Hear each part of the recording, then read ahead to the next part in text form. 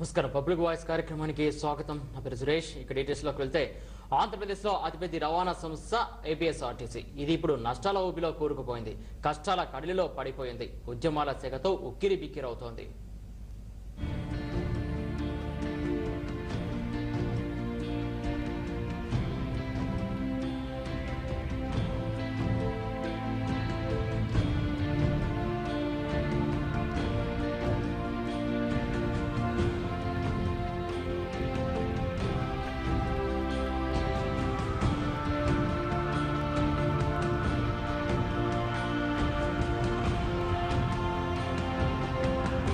వీడని నష్టాలు, వదలని కష్టాలు, వెరసి ఆర్టీసీకి తప్పని తిప్పలు.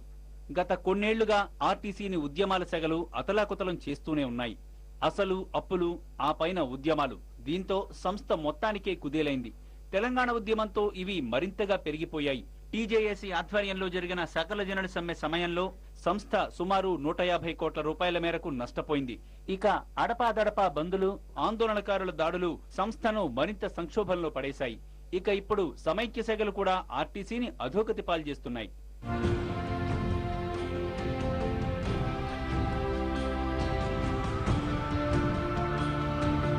సీమాంధ్రలో గత వారం రోజులుగా సాగుతున్న ఆందోళనలతో ఆర్టీసీకి భారీగా నష్టాలు వచ్చి పడ్డాయి.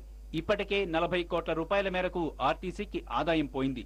ఇక 13వ తేదీ నుంచి ఏపీఎన్జీఓలు నిర్వహిస్తున్న సకల జనుల సమ్మెకు ఆర్టీసీ ఎంప్లాయీస్ యూనియన్, మజ్దూర్ యూనియన్లు కూడా మద్దతు పలుకుతున్నాయి.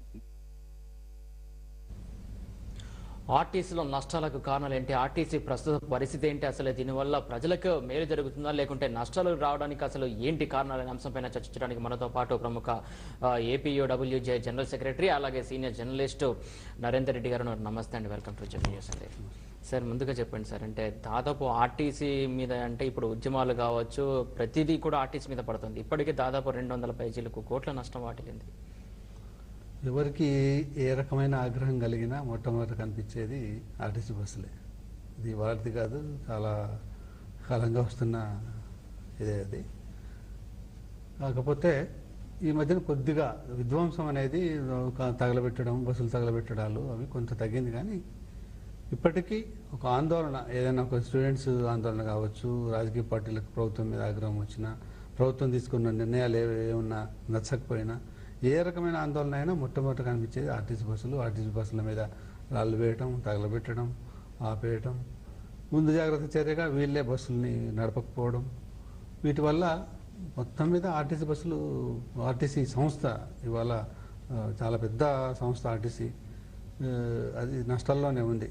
తరచూ ఎప్పటికప్పుడు పెరిగిపోయేవి డీజిల్ ధరలు కానీ, మెయింటెనెన్స్ ఛార్జీలు ఇవి కానీ, తర్వాత ప్యాసింజర్ల ఆక్యుపెన్సీ, కొన్ని బస్సులకు సంబంధించి ఆక్యుపెన్సీ సరిగా లేకపోవడం వల్ల కారణమై కానీ మొత్తం మీద ఆర్టీసీ నష్టాల్లోనే ఉంది. వాళ్ళు ఈ మధ్య కాలంలో 1-2 సార్లు ఛార్జీలు పెంచినా ఇంకా నష్టాల్లోనే ఉంది. ఇప్పుడు ప్రస్తుతం ఈ నేపథ్యంలో ఇంకా ఈ ఆందోళన నిన్న మొన్నటి దాకా ఒకప్పుడు తెలంగాణలోనే బస్సులు తగలబెట్టడం కావచ్చు, దాడులు చేయడం కావచ్చు, ఇప్పుడు సీమ ప్రాంతానికి కూడా అది కూడా పాకింది.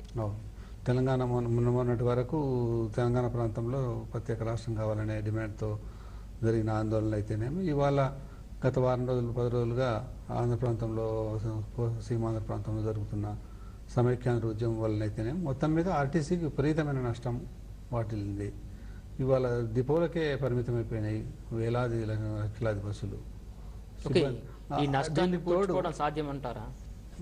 పుచ్చుకోవడం అంటే ఇప్పుడు దీనికి తోడు ఒక పక్కన ఆ సిబ్బంది కూడా ఆర్టీసీ దాదాపు 123 డిపోలకు సంబంధించిన ఆర్టీసీ సిబ్బంది, ఆర్టీసీ ఎంప్లాయీస్ యూనియన్ నాయకత్వంలో ఉన్న వాళ్ళు, మజ్దూర్ యూనియన్ నాయకత్వంలో ఉన్న వాళ్ళంతా కూడా సిబ్బంది వాళ్ళు 12వ తేదీ అర్ధరాత్రి నుంచి సమ్మెకు కూడా పిలిపించారు. దానివల్ల ఇంకా మరింత ఇబ్బందులు పాలయ్యే అవకాశం ఉంది. ఒక పక్కన ప్రయాణికులకు, ప్రజలకు ఇబ్బందులు, ఇంకొక పక్కన ప్రభుత్వానికి, ఆ సంస్థకు కూడా నష్టాలు, భారీ నష్టాలు. ఇంత మేర నష్టంలో ఉన్నప్పుడు కూడా వాళ్ళు కూడా అక్కడ ఉన్నటువంటి ఎంప్లాయీస్ కావచ్చు, వాళ్ళు ఆలోచించాలి కదా. ఆల్రెడీ నష్టాల్లో ఉంది, వారి జీతాలు అందడానికి కావచ్చు, జీతాలు రావడానికి కూడా ప్రభుత్వం నుంచి ఎలాంటి బకాయిలు రాని పరిస్థితి.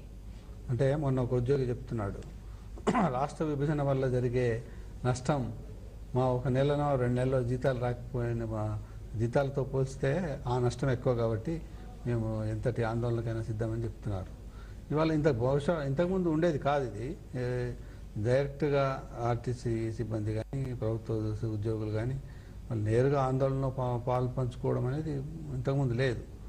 తెలంగాణ ఆందోళనతో అది మొదలైంది. సకల జన సమ్మెలో మొత్తం రాష్ట్ర ప్రభుత్వ ఉద్యోగులంతా అన్ని రకాల ఈ సంస్థలు, అనుబంధ సంస్థలు, ఆర్టీసీ లాంటి సంస్థలు, కార్పొరేషన్ల సిబ్బంది వీళ్ళంతా పాల్గొనడం, ఇవాళ ఇదే అక్కడ ఆ ప్రాంతంలో కూడా మళ్ళీ పునరావృతమైంది. కాబట్టి మనము ఇది సెంటిమెంట్కి సంబంధించిన సమస్య. ఇది నష్టాలు లాభాలనే ఉండవు ఇందులో.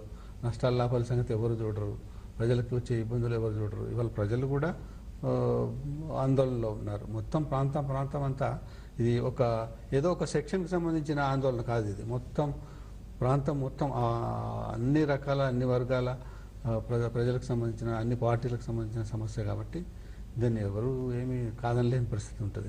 అంటే ఒకప్పుడు సకల జనుల సమ్మె దాదాపు 40 రోజుల పాటు జరిగింది. అంతకుముందు చాలా సంవత్సరాల నుంచి తెలంగాణలో జరిగింది.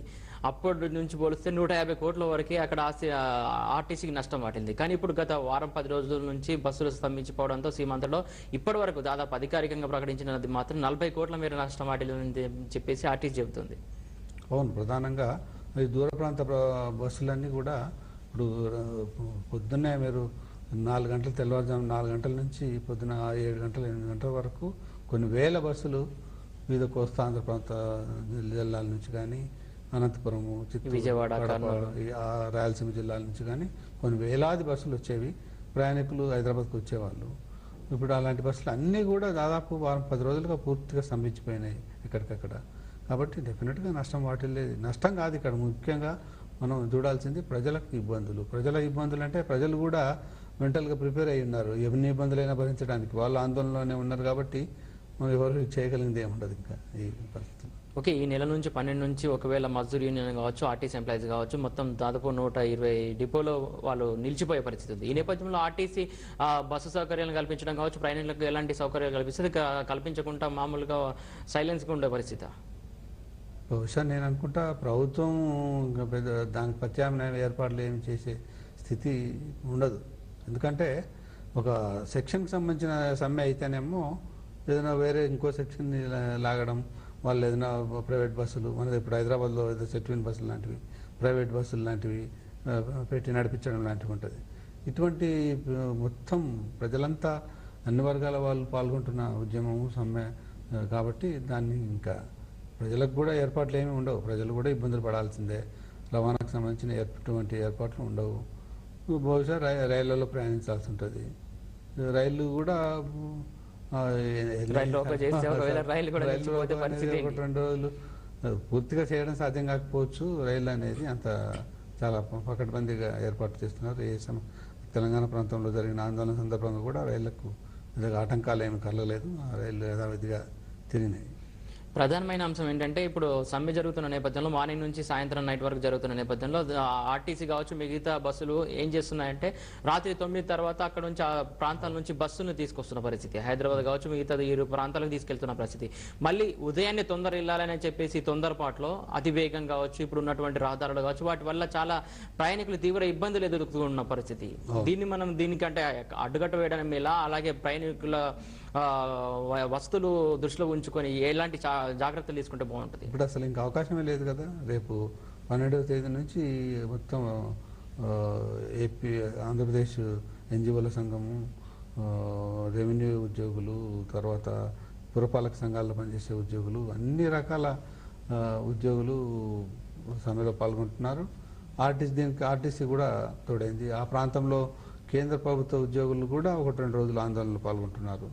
మొత్తం మీద అందరూ పాల్గొంటున్నారు కాబట్టి ఇంకా అడిగే వాళ్ళు ఎవరు?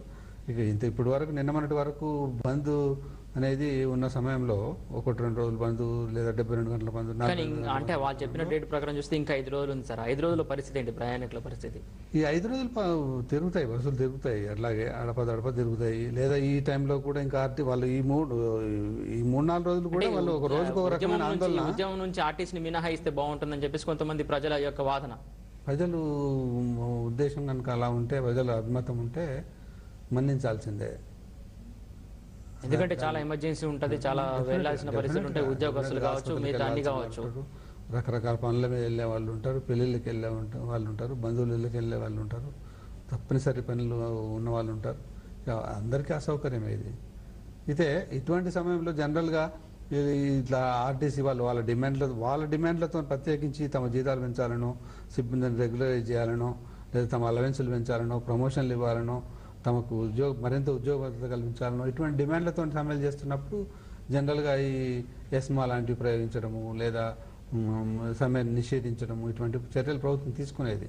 కానీ ఇప్పుడు ప్రభుత్వం కూడా అటువంటి చర్యలు తీసుకునే పరిస్థితి లేదు.